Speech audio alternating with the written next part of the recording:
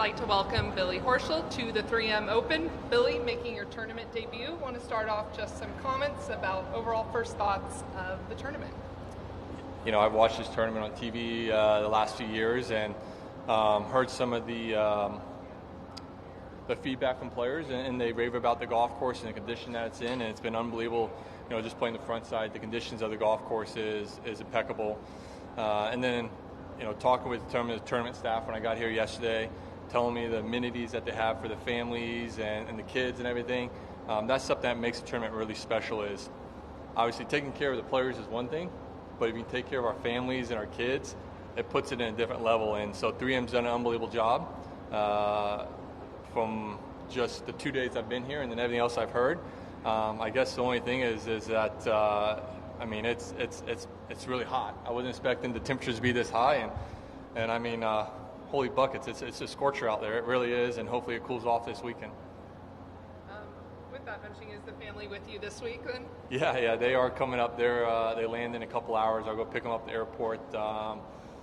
You know, they've still got another month until they sort of go back to school, and I haven't seen them in a couple weeks. And when I committed to this event, my wife Brittany goes, you know, maybe we'll just come up to Minnesota, and it made sense to come up this event to check it out and have a good time. So hopefully they bring me some good luck this week. You mentioned you got to play a 9. Was it the front 9 or the back 9? And what are you seeing of the layout of the course, kind of how it's matching your game? Yeah, I played the front 9 early this morning. I think the fairways are somewhat generous. You know, you can push driver a little bit and be aggressive with the driver. The green speeds are, I mean, just super fast, and maybe it just seems that way because we've been over in the Scotland and England the last 2 weeks playing on green speeds that are a lot slower than we have here in America. So, but the condition of the golf course, I think it's awesome. I think there's some really cool holes on the front with the layouts and everything. I've been told the backside's even better. So I'll check that out tomorrow morning in the Pro-Am, and like I said, I'm excited to see this course in an actual tournament aspect. The winning score is sort of where I like a winning score, maybe a little bit higher than what I think is an ideal winning score, but it sort of fits my game in the sense that if I can get my game going and play well, I like, you know, where that winning score seems to end up every year. Seen you across the pond repping the beard, but kind of maybe what's the story behind growing it? What's the feedback you've gotten? Yeah, so there's no story. I had 2 weeks off after Travelers and just wasn't going to shave, and decided, you know, I think maybe my wife Brittany mentioned you should just grow the beard back, see if that changes up the game a little bit, and maybe that's why I just didn't shave. Kept it, you know, last couple of weeks, and I'm not going to say it hasn't changed the game, but the game hasn't gotten any worse. That's a benefit, but yeah, I think I've got a lot of great responses from it. People are very sort of shocked. They don't recognize me at first because it's a completely different look. But I do say I did have it back a couple years ago, and I haven't really grown one since. But there's a lot more gray and white hairs in there than it was last time. So we're going to see. My kids have seen it on FaceTime, and they told me I needed to shave it last night, which I'm not going to. But we're going to see it. But their responses when they see me today, and I know my Colby, my middle one, when I had it in the past, she used to always like rub my face and just touch it. So I'm expecting some of that later today. I guess most importantly, wife likes it. As of right now, yes, she does. I'm sure like any female who kisses a guy with a beard, you do get poked in the face a little bit with the whiskers that we have. So hopefully it's not too bad for her. I may have some few more for you, but we'll throw it over to MK for a few. Up on that, if you were to have a really successful week this week or next week, would you keep the beard? Yeah, the beard's going to stay around for a little bit. I don't plan on shaving it anytime soon. I'm hoping that the game starts turning around. I start playing well, and I'll keep it. I do like the way I look with a beard a little bit.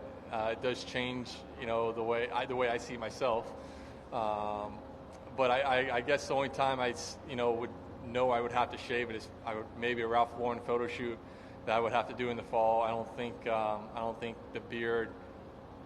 Not that they would be against it, but I've just never done a photo shoot with them with a beard, and so I would shave it for them if that's something they want to do. So yeah, the beard's going to stay around, and hopefully the game picks up and starts playing well, and I can say, it's because of the beard.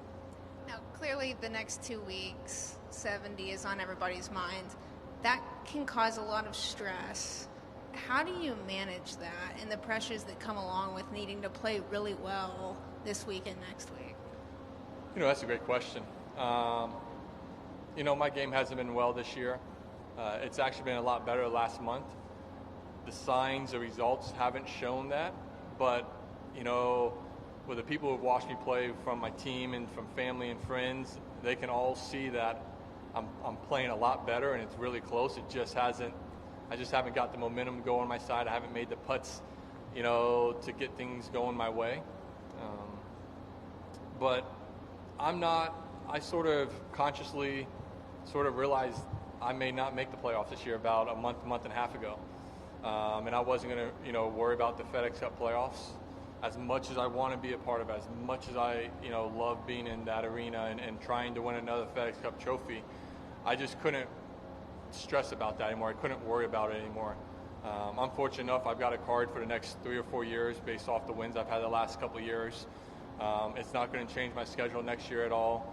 It's, the designated events, it's going to be, a little tough to get into those because I'm not going to be automatically in those. I'm going to probably need some sponsor exemptions or get my world ranking up higher again to be eligible for those events at the beginning of next year. But I'm not stressing about it. If it happens, it happens. If it doesn't, it doesn't. I get a month off at home before I go over and play over in Europe for about 4 or 5 weeks.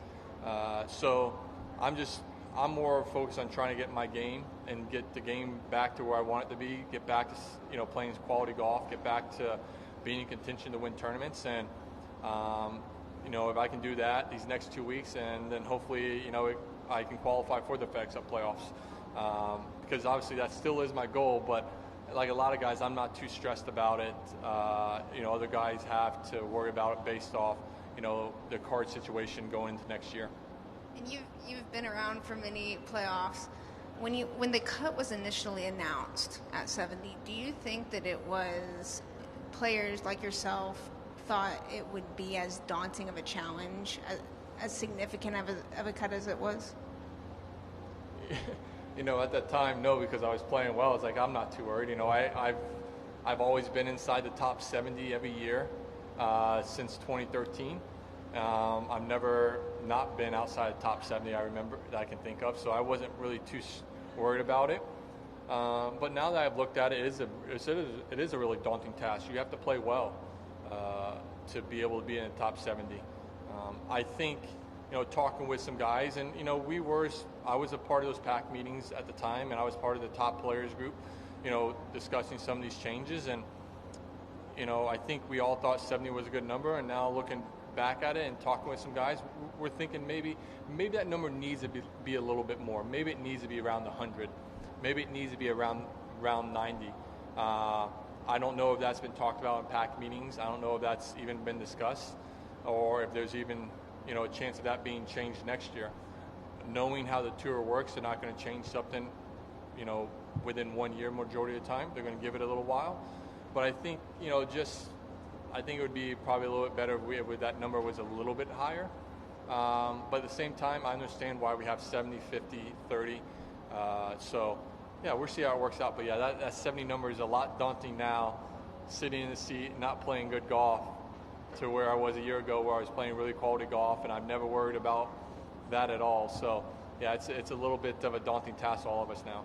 This is my last one, yeah. But when we were in Ohio about a month ago, you had said that something had clicked the last month where you felt like your game was really trending. Yeah. It may not show the results yet, but is there something when you look back at that week in Ohio that you think, this is something that I learned about myself and this is helping me go through the rest of the season? Yeah, I think, listen, that week in Memorial was a tough one. There's no doubt about it. But I think for me, that turning point was how I handled that round on Thursday. I don't know. I think I shot 84. I can't remember what I shot. I know it was in the 80s. Because it had been a stressful time up to that point. You put a lot into this game of golf. You work hard. You you try and do the right things, you're doing everything you can to try and get better, and you're not seeing any results, it wears on you. And my team was aware of it, and I had shared, where I was in a mental space. But I think, just sort of maybe sharing that with the public, not something I planned on doing. It just happened. I think it sort of rebalanced everything, recentered everything, sort of just started from scratch. And from there, I felt like I've been in a lot better of a mental spot, a lot better, clear mind. And I think, like I said, the results don't show it, but I've played a lot more quality golf since then. So, so that Thursday round, that Thursday, media session afterwards, where I just sort of shared, where I was mentally and confidence-wise with the world, sort of was, just getting it off my chest. And, as I've told a lot of people, it doesn't matter if it's sport or life or anything else, just being able to share that with people and getting it off your chest, it goes a long way into moving forward. And then at the same time, getting all the responses I got from all my family, from all my friends, from all the people who reached out to me from other parts of the world and other, jobs and everything else they are in. That was such a touching moment, and sort of, like I said, just brought me back to, where I needed to be mentally going forward. Billy, one of the things that you said that day was that, as crazy as that day was, it didn't feel like you were that far off. I'm just wondering mentally where you're at now and some of the work you and Todd have been doing to try to get things tight. I didn't feel I was that far off, even though I shot 84. I feel a lot better about my game. I think after Travelers, after the U.S. Open, after Travelers, I came home, and it was that first time all year where I felt like my game is really close. It's not far off. Even though I've said that all year, I'm not one of those guys that can sort of trick myself into feel like I'm close. I have to honestly know it. I mean, I just, at the end of the day, I'm a realist. I can't sort of fake a lot of things. And so we've done a lot of great work. Swing-wise, we've hit it really well. We've just made a couple sort of subtle changes over the last month, and been hitting the ball a lot better. The misses my big miss that has been an issue all year has sort of gone out the door. We just haven't been as sharp with my short and mid irons as I need to be over the last month or so. And at the same time, I'm not making any putts, which doesn't matter how well you hit it. If you're not making any putts, it's going to be tough to play well. So I feel really good with my game. I feel really good mentally where I am. I feel it's just, it's a matter of time. I feel like I'm knocking on the wall and I'm beating down this wall, and it's just a matter of time until it falls.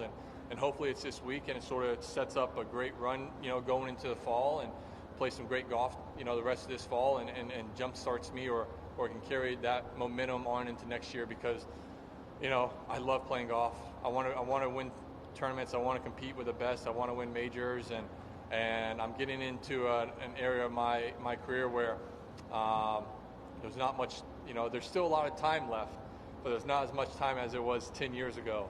So I want to make sure that I give myself the best opportunity to achieve everything I can in the game over the next 5 to 7 years. And lastly for me, you just mentioned it, but I know how much you love this game, the passion that you have for it. Over the last couple of months, I guess I'm kind of trying to explore the relationship between having fun on the course and success on the course. Do you think it's more of you have success and then you have fun, or you need to have fun in order to have success? That's a great question, and you could ask a whole bunch of different people, and they can say, choose one or the other, and you get a split room. I can have fun off the golf course. Practice-wise, I can have fun. I can enjoy the grind. I can enjoy getting better. I can enjoy all of that. But when it comes to competition, I'm only having fun if I'm playing well. It's just simple as that.